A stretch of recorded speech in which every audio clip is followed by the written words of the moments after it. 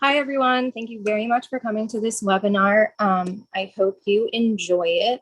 We're going to be covering can you go to the next slide? So our agenda today, first, I'll introduce our speakers, and then we're going to talk about some industry drivers and challenges and how using our software, we can detect and resolve issues very early, as well as rapidly respond to changes in the entire, design and modeling process. We're also going to go over our top 10 product updates from the past, I think even the past year. So we have a lot. And of course, at the end, by the way, everyone, you can write questions. If you have questions at any point in the presentation, we're going to ask or answer questions at the end, but you can always type into the Q&A box at any point if you have a question that comes up so you don't forget it. Anyway, so my name is Pearl. I'm a marketing coordinator at QuickQnect. And then we have Henry, who's the co-founder and senior vice president, as well as Michael, who's the vice president of strategy and business development. And then also Islam, which I hope he will join us toward the end for the Q&A. However, we do have pre-recorded things of his. So he's a technical specialist here at QuickQnect. All right, thanks, Pearl. So what I'm going to do is kick things off here, and we appreciate all of you joining in. I know it's been a few months since we hosted a webinar, so we really thought it would be valuable to share some progress and updates. And so just big picture, there's a lot of things top of mind when going around the US, talking to our customers, hearing our Canadian customers as well. And really three big things are top of mind. And we actually talked about this at NAICC. It's the increased demand around reducing carbon, right? We hear structural engineers, designing whether steel or concrete, that this is becoming ever more important. And so engineers are looking at, how do they design around cost and constructability and carbon kind of holistically. So that's the first driver. The second is this convergence of manufacturing and construction. And this means more than just things like design for manufacture assembly or prefab. This means, new ways of, new structural systems that are out in the market. AISC is tracking a lot of different new systems out there, and we think those are continually top of mind for structural firms they need to be thinking about. And then the third bucket is around de-risking project delivery, and this is escalating in the marketplace because of supply chain challenges and just the new normal in our industry. And so this gets into new delivery models that we're seeing in the industry. So I think for us at QuickQnect, this is important for us to be thinking about these external pressures that are really shaping the industry. And then I was going to ask Henry, do you want to talk about, the reality today from the challenges that you're hearing from, our customers on actual construction projects?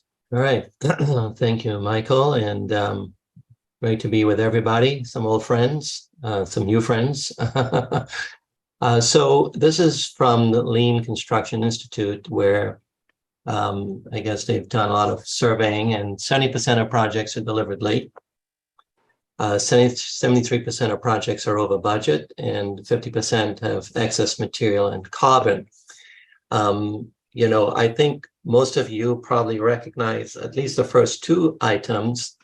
And the truth is that it has been for a long time just how it is, and we've all learned how to work within that framework. So we think one of the primary drivers, certainly more recently, is the fact that EORs, general contractors, pull designs off the EOR's desks way too early, often to secure resources or to order material. And that incomplete design then leads to struggle throughout the job. The earlier they pull it, the harder it gets, the longer the pain lasts. So QuickQnect is an extraordinary antidote to this problem. The second element of this reality today is that the way we approach jobs, everybody typically jumps into sequence one, the first phase. Now, we do understand that what we're working with are incomplete designs, uncoordinated trades, because they're not quite ready. And we find all kinds of problems, connections that we're unable to connect. Even in the mandated projects where the connections are mandated, the fact is you're still working with charts and not everything falls neatly into those charts. So you're working in phase one and you start to find issues, you start to send RFIs. But as we work in one, sequence two, sequence three, sequence four awaits us. And within that waiting, there are problems we're yet to find out about. And this is what creates the uncertainty in the process. So there are two ways we approach, there's two fundamental things amongst all of the tools that the software brings that we think are critical to this process of changing this outcome. The first one is detecting issues early. If you think about what I've just described, we're in sequence one, but we don't know what's going to happen in sequence four. The fabricator is expecting sequence four to go smoothly and they receive the drawings in the shop, but it never works that way. It never happens that way because there's so much uncertainty. But if we could figure out all of these issues early, we will have a dramatic impact. And that's exactly what we do. At the very beginning, within minutes of the model being made, not even having to wait for it to be checked, you will run the entire building using the QuickQnect software. And we'll see shortly over the years, QuickQnect has determined over 200 reasons why connections don't connect. And so we're able to both see these issues, as you see here, identified early and place back into the model where you can filter the model, create maps that identify where all of those codes are, the 272, 147, etc., and allocate them to the appropriate party. Now, the categories that we have broken these out is for the EOR, connection engineer, modeler, and the erector. And we're starting with the erector at the bottom. If there's two beams next to each other, QuickQnect won't do it, forcing the user to make sure the shear plate's on the right side. Modeling issues. Connection engineer, we can't get it to work. It falls out of the mandated chart, or we have to do a custom engineering. We will let the connection engineer know early about phase one all the way up to the roof. And this is the key about detecting issues early. And similarly with the EOR. Now, you don't have to keep that model. You can still now throw it away. You can take the connections out. You can start in sequence one. But you've now mapped issues relating to connections for the entire building right at the beginning. Huge, huge leg up. Now, the second element of that, you say, well, that's great, but 3 days later, the whole damn building changes. All right, run it again. And now, because of the speed of the software, we can run it just go back up to the previous slide, Michael. Yeah. And that's the second element, is responding rapidly to changes. So now the changes come in, you run it, you make all the changes. And in this now case, you can detect issues immediately as opposed to the whole group at the beginning. The combination of these are pretty powerful. And I think we can continue down, and I think so now we're going to have really hearing why we think it's important. And many of you don't know that from the technology side, we've implemented new capabilities in Tekla now to visualize all these analytics in 3D, not just in the 2D maps. So now we're going to have Islam show you this capability, which when we're meeting with many of you as customers, you're not aware of this capability. So let's go ahead with this. Thank you, Henry. So the early issue detection can scan the model and identify the issues in the model and group them under 4 categories: EOR, connection engineer, modeler, and erector. So those categories, as you can see on the pie chart on the left side, you can see are grouped in color. So the blue ones are EOR related. And the percentage here is based on the data we analyzed over the years based on projects we have done. And those are the percentage of issues that we found in related to EOR issues, connection engineer, modeler, and erector. So what the early issue detection do is that it identifies those and group them in those certain categories. And the good thing is that this can happen at a very early stage in the model. At the beginning of the model, you select all the model, design and connect, and run this early issue detection, and it will identify and list out those categories.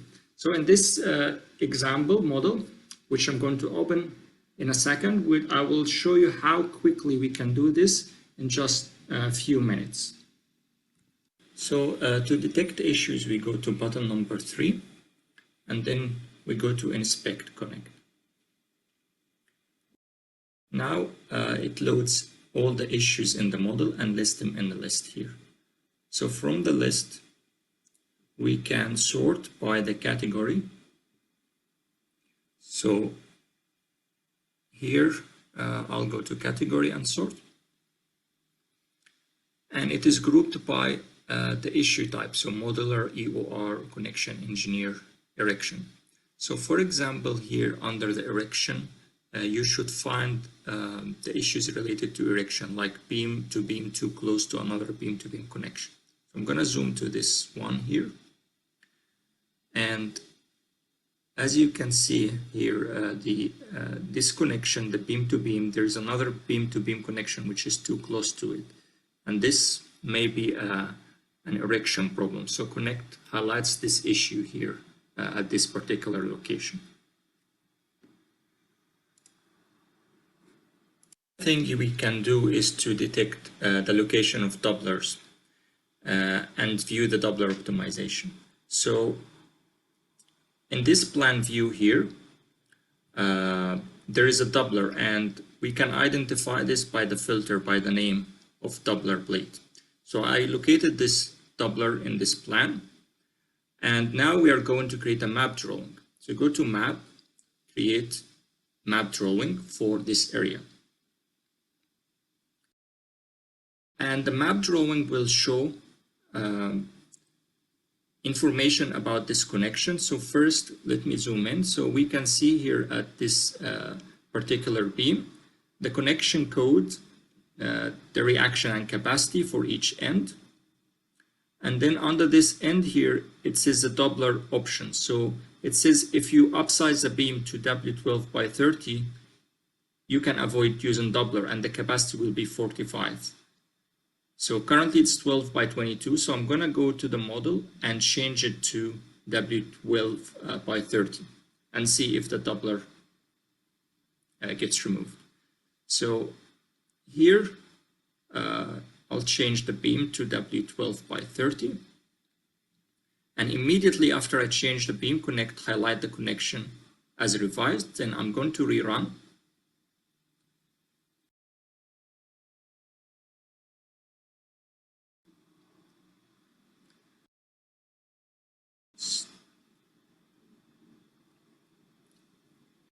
So now the connection is imported back to the model. Let's take a look, and the doubler is removed. So that's how the doubler optimization works. Yeah, great. That was a great example. So you can see the new capabilities in the Tekla 3D model, and then also the workflow using drawing maps. So Henry, that's really interesting. And did you want to talk about how this has been leveraged on, real projects? It's been leveraged on many projects, some more extensively when the volume of doublers are excessive. One of the projects required, there was such a high number, it required feeding back the UR data as to what was what we found in terms of the data, we found many smaller beams that were too large, and then they ended up changing their criteria to reduce and get rid of the doublets. And this particular project that you see in the upper left corner, we went through an iterative step where we found all of these doublets. In one case, the beams were framing into the bottom chord, and it's 14-inch, really hard to change it. And they decided to change the framing parallel to the chord so that the doublets could be detected. Early data, you can actually make some smarter choices. Very good.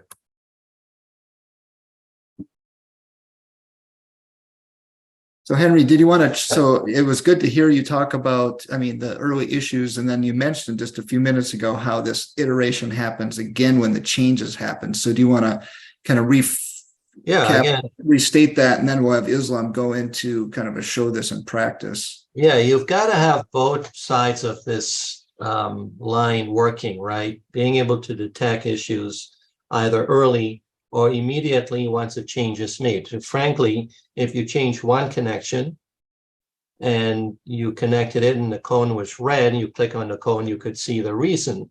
And so you have an immediate detection.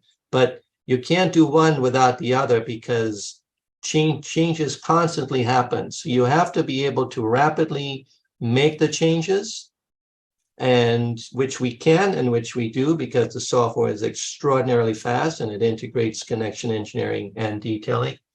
And then if within that rapid design change, rapid response, you have issues, you'll detect them immediately. So let Islam show you a rapid response process. As you know, design changes usually happen. So let me show you now how QuickQnect handles the design changes.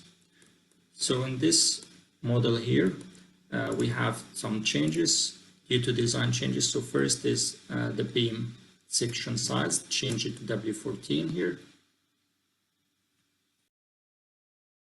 And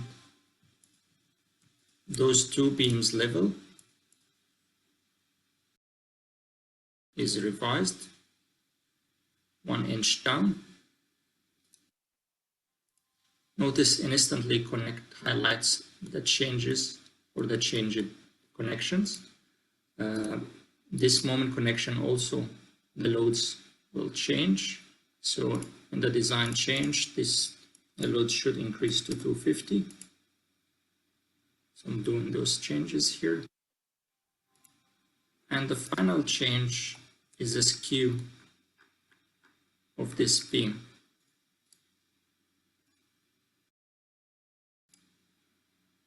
Here.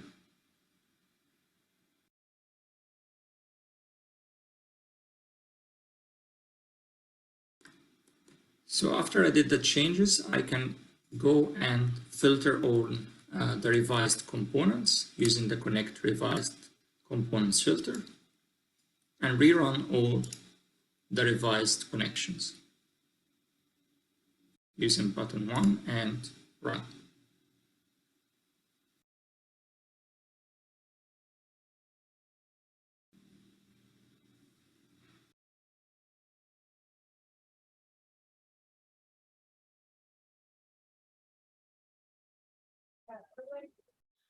So QuickQnect redesigned all the revised connections and imported them back to the model in a matter of few seconds.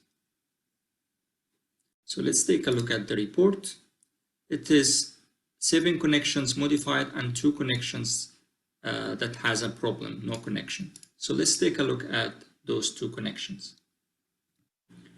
So the first one here is this beam-to-beam connection. So I'm going to double click on the connection cone. And under the connection status, it says the connection length required to accommodate the minimum number of bolt rows required exceeds the available space in the beam width.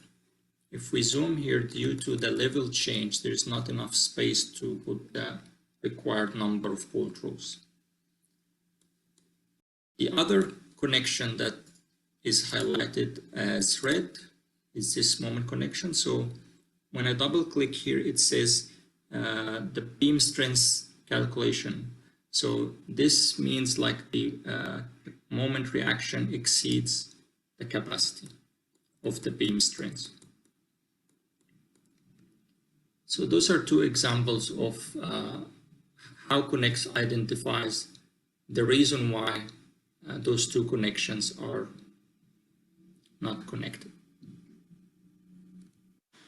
Another example to rapid response to changes.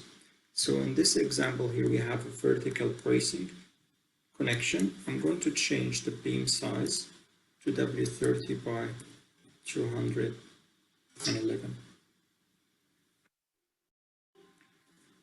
Immediately QuickQnect detect that there is a change there. I'm going to rerun the connection.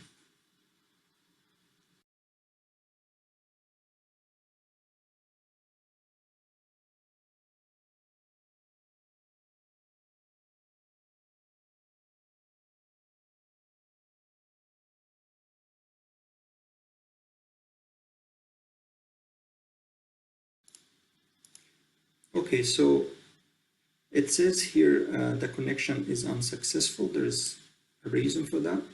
And when I double click on the connection cone, it says non-concentric brace beam and column center lines are not supported. So the non-concentric here, as you can see, the center line is not of the brace is not in the center of the beam web. So in this case, if I move the brace, I need to adjust the brace so that it is concentric, and then rerun the connection.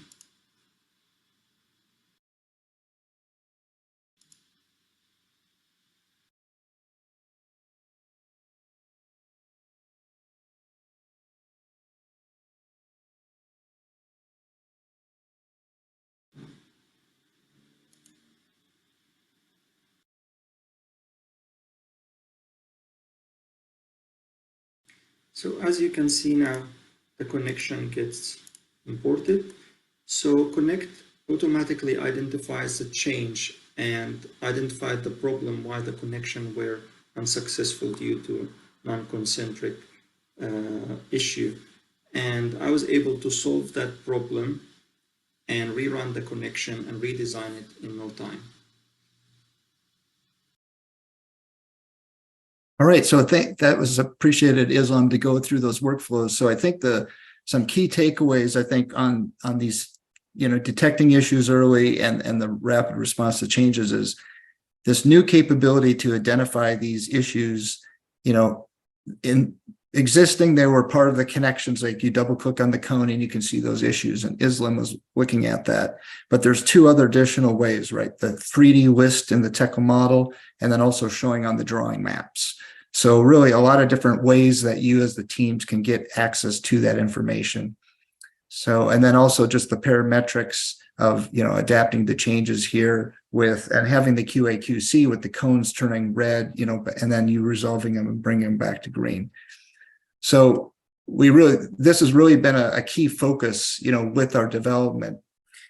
So as we transition, then I wanted to spend a couple minutes talking about another area that when I've been talking to engineers or to our customers is that they're really, not maybe as aware of the flexibility that QuickQnect now offers in what I call throttling the optimization. And what I mean by that is on one extreme, you have, standardized optimization, like standardized ways of designing connections. That could be this with load tables, right? The typical details that engineers put on drawings.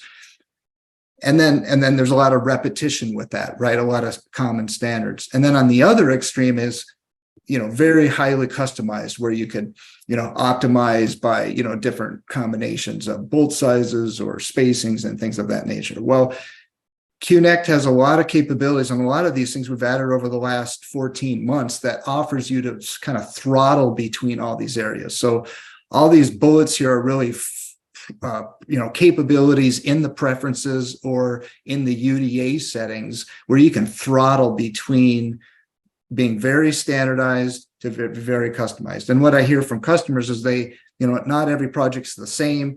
They want that flexibility to, maybe study big picture, the different scenarios, and then they can hone in on, what's the right fit for the project. But this, to me, is a very key area and important for us to continue to invest in. And so a couple examples of, comparing, efficiencies, we talked about the doublers, right? And we talked about, but then there's other types of ways you could look at standardizing. Do you use the same type of connection at, say, like certain moment connections, or do you, try to, customize in specific cases? And so this is an example, just to walk through with moment connections, right? We have our bolted moment connections, but, the engineers, you as users, right, you're getting more pressure to, think about carbon, for example, or, to provide less complexity with the connections. And so you might want to, look at different scenarios so you can quickly go through and change, like this, like material grade here, we're going to change the material grade of the columns from 50 to 65 KSI, right? And that eliminates the column stiffeners and the doubler plates in the, the column web doublers. So we'll see this and rerun this. So a lot of different, capabilities here now, with these connection types to not just do the design, but actually look at what is the most optimal design, right? And what's important, I think, is that we're giving you as customers the flexibility to, not just automate the optimization, but this is like a semi-automated approach where you can study and see, what has the least carbon, what has the least, constructability issues, what has the least cost. So here's the output. So we're excited to, continue to invest, in this space of optimization.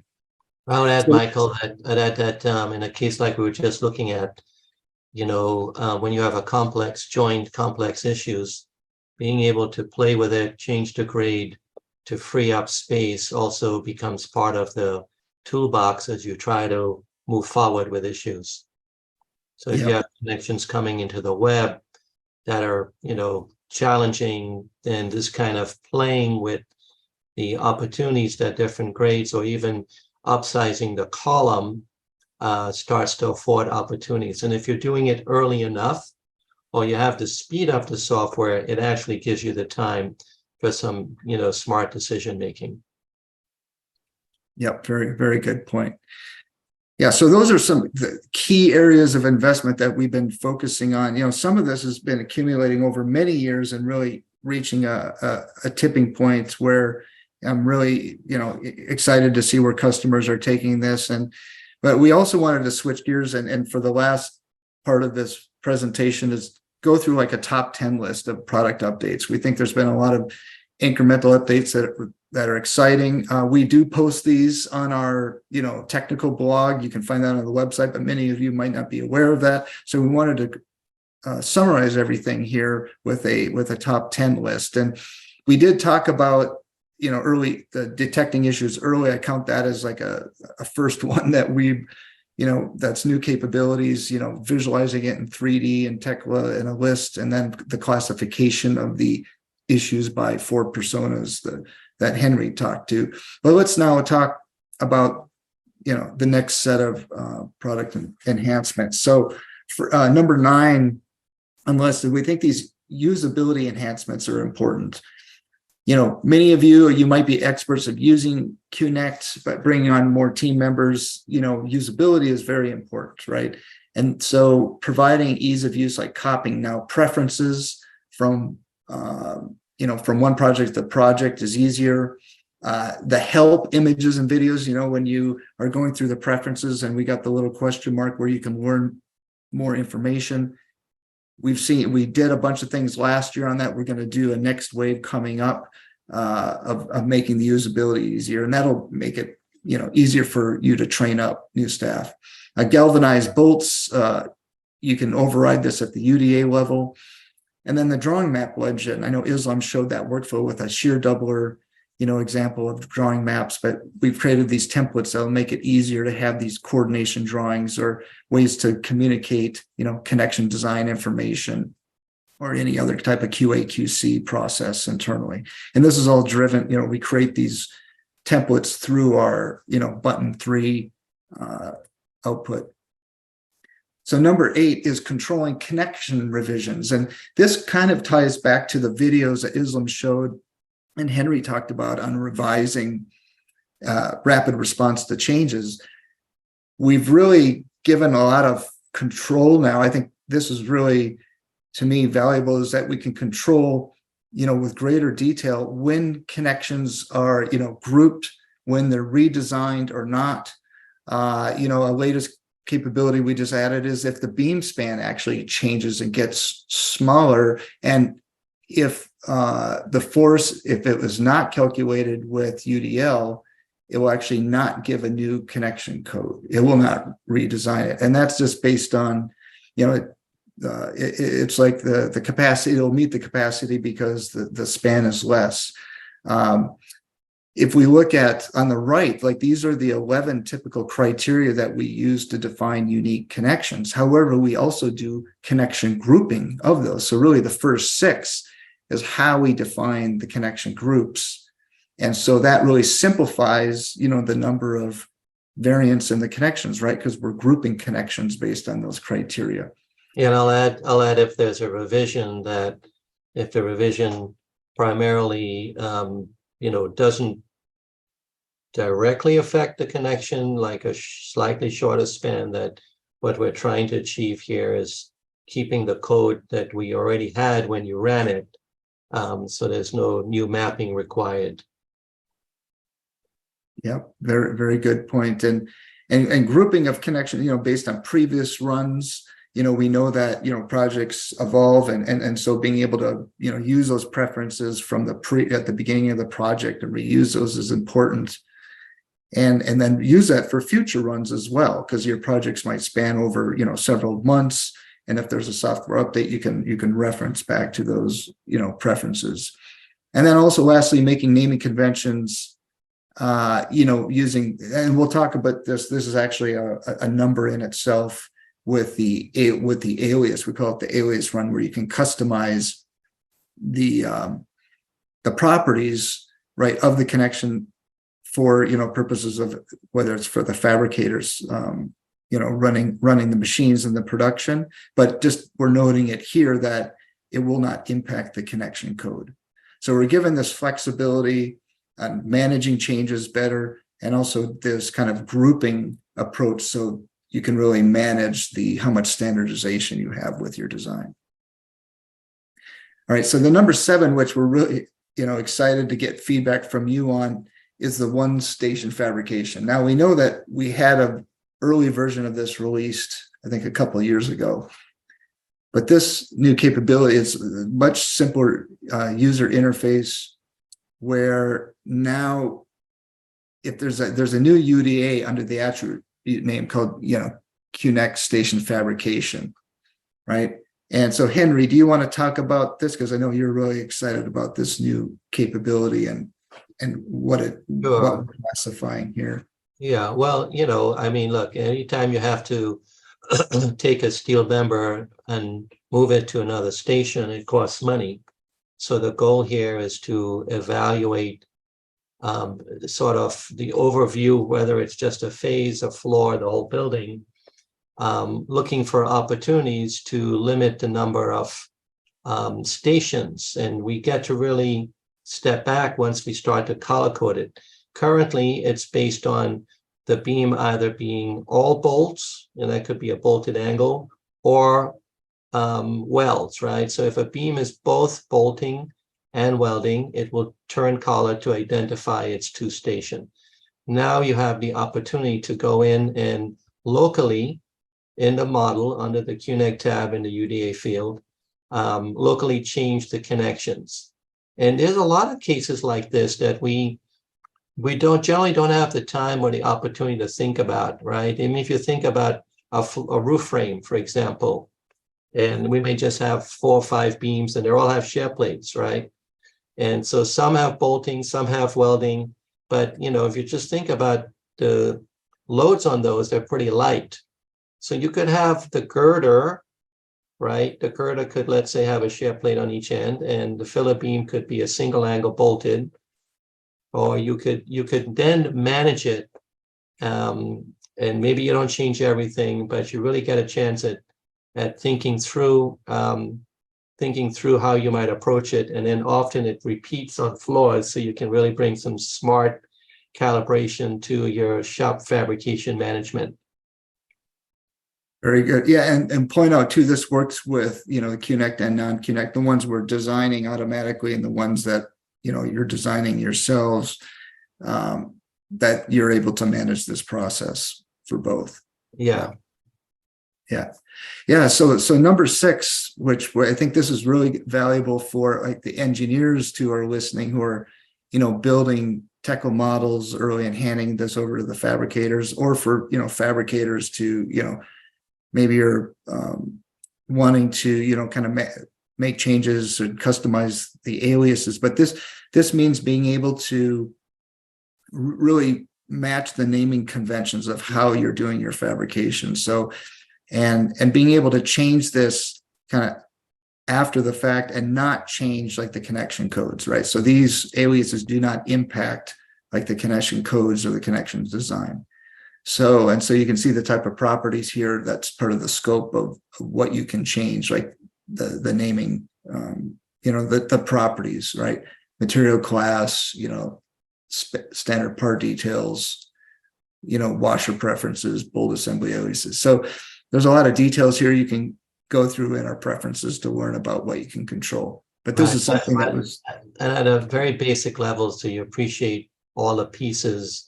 When you look at the chart on the right, we might be modeling it as grade .42, but you don't want a dot, you want a dash, right?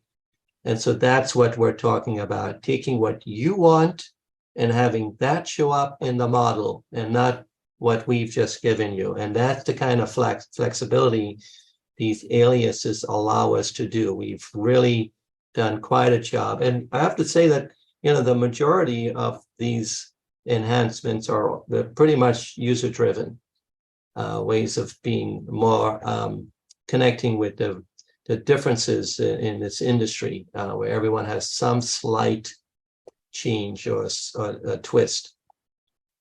Yeah, very good point. And so this is related to that, customization of washer preferences. So now you can create your own bolt assemblies defining the details of the washers. So this is like a new section within the preferences that you can see what you can control. So, and being able to, add washers and the thickness of the washers at any location along the assembly, and define the hole types and washers for different bolt scenarios. So a lot of flexibility. And Henry, this was driven by user need as well, correct? Yeah, because as it turns out, some firms don't think they should have an extra washer, regardless of what AISC says, for different conditions based on their experience in the field. So while without doing anything, we map AISC, you have the opportunity of, enhancing it if you wish in any way you like around this particular issue. Yeah, even more customization. So we've talked about usability, we've talked about customization. Now we wanted to talk about, connection types, both enhancements and new. And we're constantly, getting user feedback on improving, enhancements. Like, for example, this is an example with our shear plate to like column web connection. We're making where you can change the side of where the CJP weld prep is located. Just a lot of little nuances that come up from customers on wanting certain types of flexibility, right? And then the second one, Henry, do you want to talk about this one, the extended shear plate?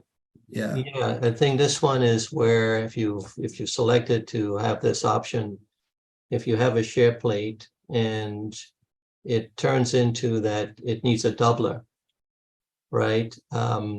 We can switch it out into an extended shear plate to eliminate that doubler. So it's like a immediate switch out if you've selected it, so that you don't get stuck with doubler plates. Yeah, and that's like great from a you have that flexibility and from a constructability Yeah, and standpoint. I'll add one more thing. Remember that the software is so extraordinarily fast that anything you do, you can look at the output. You know, you can look at how thick the plate is, what the well size is, and you could change it if you so desire within the time that you have without any real impact. So it's not like it's done and that's the end of it. No, you can look at this data, including that very first run. That very first one has the entire job standards for the entire building, plate thicknesses, bolts, welds, etc. And in fact, you know, if you think about ESTA modeling, you know, the software is used quite effectively in that way as well. Yeah. Yeah, good point. We are getting more questions from fabricators about ESTA modeling and that interest, and with the integration with Technical Power Fab, that's more very possible. The fabricator alias point we pointed out at number 5, that helps with that whole process too. From an optimization standpoint, number 3, this is a really exciting one. I know we were visiting with a fabricator who is saying, hey, is there a way we bought all this angle 6 months ago and we want to use it up, or all this plate material, and could we optimize the connections around our inventory? And the answer is yes. I mean, this is a really, on this standardization versus specialization, throttling it. I mean, this adds like a really interesting capability where you can design around the inventory. So this is really, user driven, and I think an exciting way for teams to be able to control what they optimize to. All right, and then on connection types, we have really a couple different connection types, all under the number 2. And I know that firms, you're always asking for, looking for new connection types.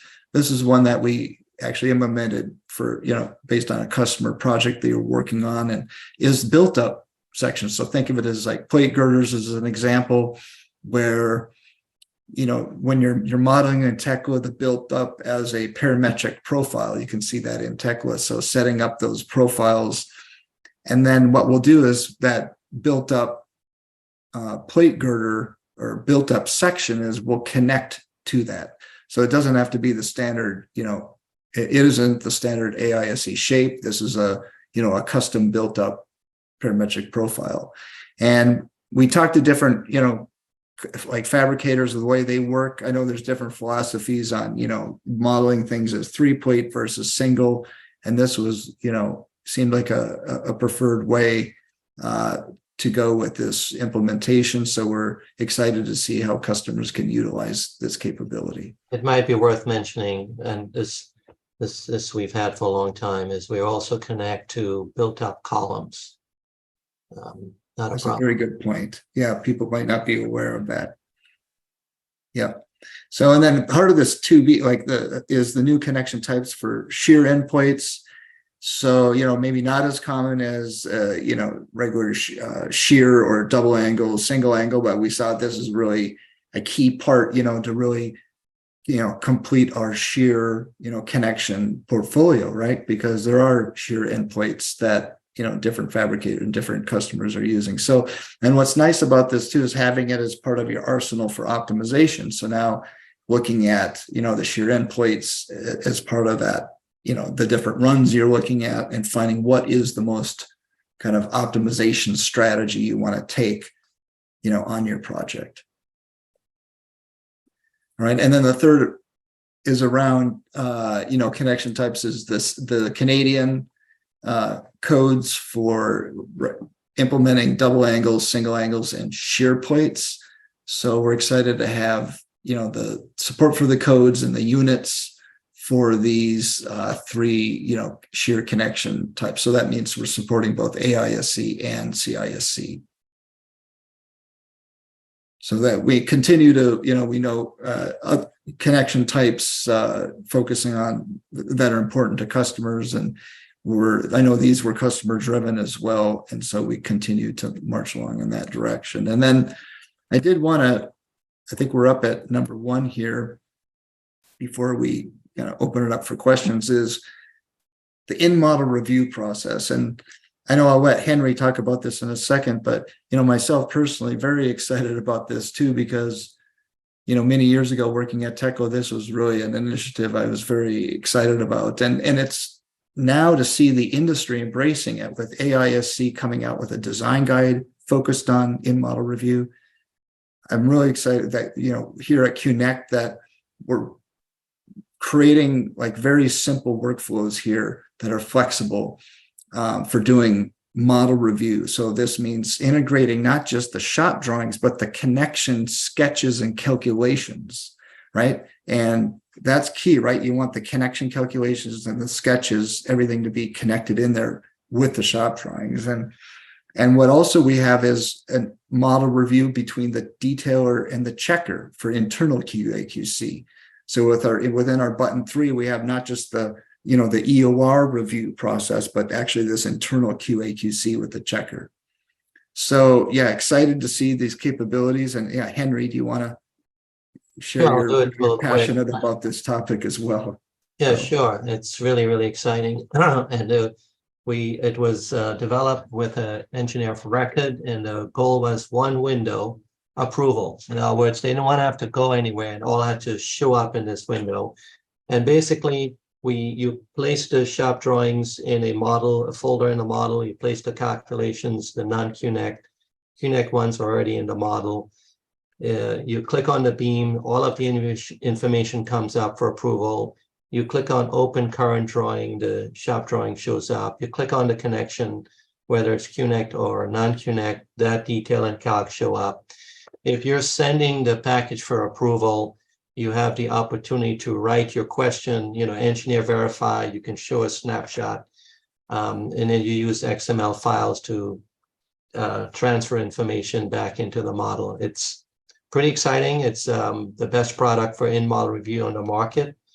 And I think, as others are starting to suggest, it actually, as Michael also suggested, in checking, you could actually has a lot of application just in the checking process for the detailer.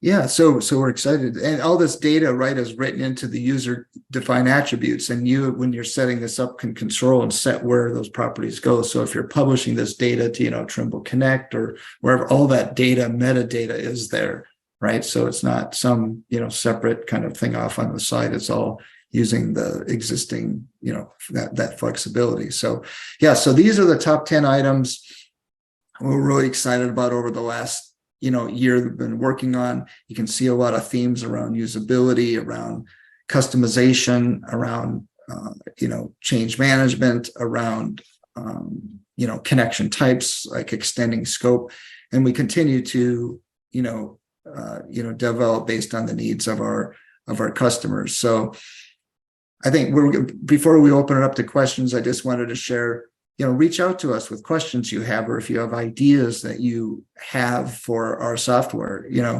As Jeff Hauster says, our head of our development team, we don't want to create things that nobody wants, right? We want to develop things that the customers actually use, right? So we look forward to hearing from you, and stay abreast of our, blog posts, both the technical blog posts. We're doing, some industry facing posts. We have a webinar coming up in a month on August 15th. You haven't received any emails about this yet, but we'll be sending that out in coming weeks. And this will be focused on early connected model delivery process. So with that, I will just add, an additional to training videos, you can have custom training for your group, your department. So yeah, let's go to questions. Are we ready for questions? yeah. Let me run through them, if I may. So the first question is, I think I saw an example in your presentation where QuickQnect suggested a different beam size to resolve a connection problem. What other suggestions can QuickQnect make? Can it make different material and grades, for example? The only automatic one that we're actually working on is being able to offer different column sizes at moment connections for grades, for eliminating doublers and reinforcing. Having said that, the software is so fast. 2 examples: we had an A24 framing into a girder. We couldn't connect it. because there was not enough meat left after the cope, we were able to suggest a 1022, change it to 1022, ran it. We had a bunch of beams framing into an HSS, several HSS columns. And we realized that we'd have to have through plates because the wall failed in punch shear. And so we suggested and tested changing the wall thicknesses, a 16th and 8, a quarter inch larger, and made that presentation. And they changed all of the columns to the larger thicknesses. So there's a lot of opportunity, because the software is so fast, to experiment with possibilities. And some of these are, global because there's so many conditions. The second question is about, do we perform bolt tightening clearance checks on the connections, for example, a skewed shear plate? The answer is absolutely yes. Everything we do, we check for bolt tightening clearances. I'll go further and say, if you have a skewed plate, you might ask, well, how do we select the dimension to the first hole, right? We select it by bolt insertion. And if you selected a TC bolt, it means that bolt is longer, right? We have to consider, if you selected a TC versus a regular bolt, hex bolt, we have to we figure out the length, including the extension, and that determines where the first hole falls. Another question, are there helpful videos further explaining the QuickQnect in model review feature? Yes, they're on our website. And if you want specific custom training, we're super happy to do that with just you, with your group, and whoever, because it's a very efficient project. Currently, the end plates, answering the question, can the end plate type connection also be used to do moment or only shear? It's currently only shear. I'm not even sure if it's shear and axial. I'd have to check that, but definitely not moments. What are the limitations for connections with roof slopes? I think the maximum roof slope currently is about half 112. Although it's clear that it's easy to convert to larger slopes as long as the load is applied parallel to the supporting member. So that one we're looking at and correcting. But even currently, we find larger roof slopes if the filler beams are rotated so that they line up with the roof slope. Those connect very easily, as though as though they were just straight pieces into straight pieces. So keep sending your questions. Just a few more here. Can we just reduce the load on beams with doubler plates instead of upsizing the beam? The answer is yes. Actually, that would be a first line of defense. And when we create the maps, you can actually show the engineer of record what we have a whole report, what the load is before the cope. And this way the engineer can respond, change his design drawing for a lower load. We find that probably 80–90% of the cases are resolved that way. And we offer the two upsized beams, one in the same depth. The next one is the one depth up, as opportunities to solve it if the lowering of the load doesn't work. Another question, why would you run the entire building at the beginning, given it's going to change likely a lot? Well, I think we've already sort of covered that, where what we're looking to do in the early phase is to mine data. And we don't want to wait till we get there to later sequence to find out what the problems are. We want to identify all the connections we need to give to the connection engineer that we're not going to be able to do. We want to identify all the questions we want to give to the EOR, right? The 824 change to 1022. We want to make sure that the modeler we're able to identify where work points weren't perfectly online or grades were incorrect in the model. We want to make sure that the shear plate's on the right side of the beam for erectability. So when we map that in its entirety, we mine data. Data solves issues early. If you detect issues early, you really have a shot at this crazy field. I know we got 4 minutes left here. Yeah, and I think that looks like it. Yeah, so I think those were all some good questions, and I did want to mention that I think it came up earlier about the trend we're seeing around ESTA modeling. Somebody asked me even before the webinar, it was about use of integration with the ESTA modeling process. That we were kind of ahead of the market there a few years ago. We did a webinar with Tekla about that process, but we're getting a lot more questions now in the last 6 months or so. So I think you could go back and watch that old webinar of that process and how that integrates into the Power Fab workflow. Yeah, I'll add that really at the end of the day, all of this is about reducing risk, right? Everybody in the ecosystem have huge risk. A detailer ends up making, they send 1 million RFIs. Those can turn into delays in the process, changes or not, but that they're not able to get compensated for. The fabricator can't exactly, determine when the drawings are going to arrive. So they have to struggle with shop fabrication management. The EOR have to review multiple drawings in their process and multiple RFIs. Everybody is at risk. And we know how to work through that, right? Because we've done it forever.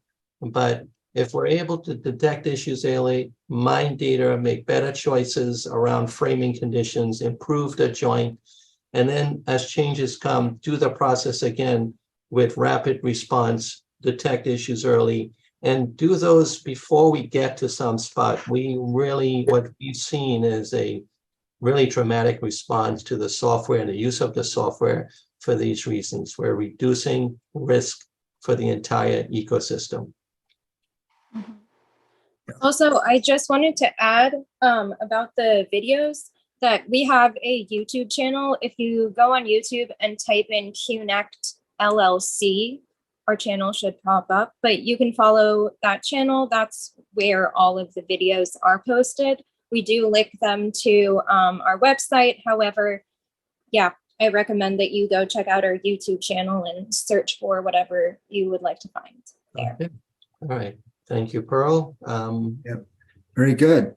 Well, we appreciate everybody's time, and we'll give you back a couple minutes here before your next meeting, or if you're going to grab a late lunch. So we appreciate everybody's time, and yeah, reach out to us and we'd love to hear from you. Thanks, everybody. Have a great day.